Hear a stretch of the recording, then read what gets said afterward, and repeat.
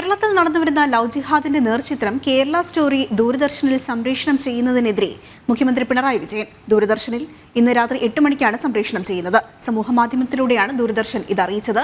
ഇതോടെ പ്രതിഷേധ കുറിപ്പുകളുമായി മുഖ്യമന്ത്രിയും പാർട്ടിയും രംഗത്തെത്തി. കേരളത്തിൽ നടന്നുവരുന്ന യഥാർത്ഥ സംഭവമായ ലവ് ജിഹാദിനെ തുറന്നുകാട്ടിയ കേരള സ്റ്റോറി സിനിമ പ്രദർശിപ്പിക്കണമെന്ന തീരുമാനത്തിൽ നിന്നും ദൂരദർശൻ അടിയന്തരമായി പിന്മാറണമെന്നാണ് മുഖ്യമന്ത്രി കഴിഞ്ഞ ദിവസം പ്രസ്താവന ഇറക്കിയത്.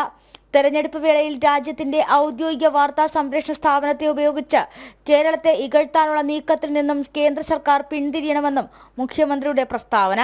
കേരളത്തിലെ ജനങ്ങളെ ആകെ അധിക്ഷേപിക്കുന്നതാണ് കേരള സ്റ്റോറി സിനിമ. ലവ് ജിഹാദിനെ കുറിച്ചുള്ള സിനിമ പ്രദർശിപ്പിക്കാനുള്ള നീക്കത്തിൽ നിന്ന് ദൂരദർശൻ പിന്മാറണമെന്ന് CPM സംസ്ഥാന സെക്രട്ടേറിയറ്റും രംഗത്തെത്തി. ലവ് ജിഹാദിന്റെ കാണാപ്പുറങ്ങൾ ലോകത്തോട് വിളിച്ചു പറയുന്ന കേരള സ്റ്റോറി തിയേറ്ററുകളിലെത്തിയപ്പോൾ ബോക്സ് ഓഫീസിൽ മികച്ച വിജയം സ്വന്തമാക്കിയിരുന്നു.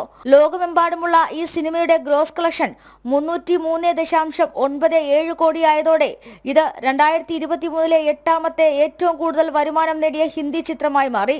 ജനം, തിരുവനന്തപുരം.